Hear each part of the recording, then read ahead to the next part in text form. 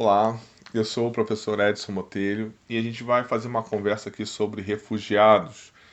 Esse vídeo introdutório, a gente vai apresentar uma linha do tempo em que a gente explica as várias fases do desenvolvimento da proteção internacional para as pessoas em condição de refúgio. Chegando então lá no finalzinho, a gente vai falar sobre como se dá no Brasil nos dias de hoje. É importante a gente entender que a evolução da humanidade ela parte de um modelo nômade de manutenção da vida e que esse modelo nômade é que faz a expansão do ser humano por todo o planeta. E a gente, ao dominar determinadas tecnologias, a gente começa ao modelo de vida em que nos estabelecemos num lugar, nos tornamos sedentários. E a partir daí a gente começa a organizar tribos, cidades, estados, e acaba que um planeta inteiro está organizado dessa forma, politicamente, socialmente e culturalmente de uma forma geral. Nós vivemos em estados, em países, em cidades, em bairros, em fronteiras. A gente está sempre dentro de fronteiras. E essa fronteira, de uma certa forma, é organizada para que a gente tenha uma certa tranquilidade dentro daquela fronteira. E a gente diz o seguinte: se você nasce nesse país, você tem todos os direitos referentes ao Estado que está organizando aquele território. Todos os direitos perante aquele Estado vão ser dados aos natos. Quem vier de fora não vai ter os mesmos direitos. E a mesma coisa acontece o inverso. Se eu quiser sair, eu não vou ter os direitos daquele Estado. A gente até tem, então, uma diferença entre estrangeiro e nato, mas também entre naturalizado e nato. Geralmente os países fazem uma diferença de direitos para aqueles que são natos e aqueles que são naturalizados, e são direitos perante o Estado. Agora você imagina com relação ao estrangeiro. Agora você imagina com relação ao migrante que sai do seu lugar para fugir de algo. Não porque está procurando uma coisa melhor, mas porque está fugindo de alguma coisa, de uma perseguição, da morte, da doença, do perigo, de condições que são adversas à sua manutenção no lugar onde ele deveria se manter a vida inteira, que ele poderia se manter a vida inteira. A ideia de um Estado é que você se mantenha naquele lugar com todas as condições para chegar à sua velhice, chegar ao momento final da tua vida. Mas muitas das vezes é o próprio Estado que provoca essa saída, que te coloca para fugir dali. E aí você vai para qualquer lugar. Não para um lugar melhor, mas para um lugar que não seja aquele que você está. Então esse é o refugiado. Essa é a pessoa em condição de refúgio que o Alto Comissariado da ONU define como sendo as pessoas que estão fora de seu país de origem devido a fundados temores de perseguição relacionados à questão de raça, religião, nacionalidade, pertencimento a um determinado grupo social ou opinião política, como também devido à grave e generalizada violação de direitos humanos e conflitos armados. Notem, a gente está falando em perseguição, a gente está falando em medo, em perigo de vida, em simplesmente pelo fato de você não ter o mesmo pensamento político ou não participar do grupo social dominante que ocupa aquele estado, eu sou obrigado a sair, eu sou obrigado a cruzar essa fronteira e ir para aquele lugar em que eu não tenho os mesmos direitos perante aquele estado. E que mais do que isso, eu tenho que começar do zero. E às vezes eu não tenho, por exemplo, o meu diploma não é aceito lá, a minha escolaridade não é reconhecida lá, eu sou visto como uma pessoa de segunda classe, porque a nossa cultura, de uma certa forma, faz essa diferença. Faz diferença dentro do país. Nós temos fronteiras dentro do país que a gente faz diferença entre quem é do lado rico e quem é do lado pobre.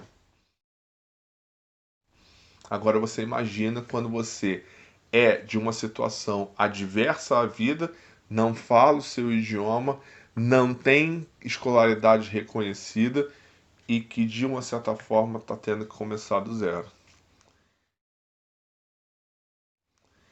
Então a gente começa a enxergar isso, mas não é de agora. Começa-se aos poucos a se enxergar isso no começo do século passado. Mas isso não é próprio do século passado. Não é pós Primeira Guerra Mundial que isso vai acontecer. Essa migração forçada, ela faz parte dessa estruturação de fronteiras. Sempre que o Estado levantou fronteiras, ele já começa um elemento para criar essa condição, porque geralmente há um determinado domínio. Bom, vamos pegar o caso da América. Quando foi colonizada a América, foram mortos 70 milhões de pessoas. Porém, esses 70 milhões de pessoas foram mortas em 100, 200 anos em que houve muita migração forçada. Antes disso, é certo que os índios, entre eles, também provocavam essas migrações forçadas ao ocupar um determinado território. Mas a gente começa a chegar em 70 milhões em 100 anos. Mas quando a gente vê, por exemplo, que em poucos anos a gente migra 10 milhões de escravizados da África para as Américas, ou seja, em que a migração forçada ela é institucionalizada ao máximo, em que o próprio Estado faz o transporte. Na colonização você impulsiona, na colonização através da escravização você simplesmente traz. E várias vezes você vai ter o Estado provocando, e até em situações, por exemplo, como de Bengala, lá em 1770, quando a Companhia das Índias Orientais, uma empresa, vai tomar conta de várias partes da Índia. Ela obriga as pessoas a não produzirem alimentos, mas produzirem índigo, por exemplo, que não serve para alimentação. E dentro de um cenário de seca, de fome, aquilo agrava de tal forma ao gerar 10 milhões de mortos. E ao gerar 10 milhões de mortos, vocês imaginam quantas pessoas foram obrigadas a migrar. Quantas pessoas foram obrigadas a sair da onde elas eram estabelecidas, aonde elas tinham seus meios de se manter, de se desenvolver e terem que ir para um lugar e começar do zero, onde elas não têm nenhuma propriedade, onde elas não têm necessariamente identidade com relação às outras pessoas. Então esses quadros mostram que antes da Primeira Guerra Mundial a migração forçada ela faz parte. Antes disso, antes lá de Bengala, de 1770, depois da colonização da América, a gente tem lá a Guerra dos 30 anos, que provoca 9 milhões de mortes em 30 anos. A grande questão é que quando a gente vai para a Primeira Guerra Mundial gera 9 milhões de mortos. Mas não é só isso. Nos arredores desse contexto histórico, antes e depois, nós vamos ter uma política de Estado que não dá segurança nem ao seu nacional. Muitas das vezes você vai ter o país expulsando o seu nacional por uma questão de política pública, de genocídio ou de atenção a um determinado grupo social ou de simplesmente oposição a outro grupo. E aí a gente nota que a Primeira Guerra Mundial provoca, por exemplo, com a queda do Império Otomano, para os armênios, aquilo que vai se estabelecer após a Primeira Guerra Mundial é de genocídio dos armênios, provocando, por exemplo, 1,5 milhão de refugiados. Mas não é só a guerra. A mudança dos estados, por exemplo, como da União Soviética, a criação da União Soviética vai gerar também uma quantidade imensa de genocídio, não, de refugiados. E esse quadro, de uma certa forma, chama a atenção desta organização que está sendo criada após a Primeira Guerra Mundial. O Tratado de Versalhes, lá de 1919, vai reafirmar o fim da Primeira Guerra Mundial, que foi em 1918, obriga a Alemanha a pesar dos deveres, a imposições que são realmente pesados para aquele Estado, mas cria a Liga das Nações, a Inglaterra, a França e os Estados Unidos. Os Estados Unidos não ratificam, o Senado não ratifica a participação dos Estados Unidos nessa liga, ficando com dois pilares, a Inglaterra e a França, que de uma certa forma vão se nutrir dessa organização para manter o seu poder, que vai até a subida do Hitler ao poder.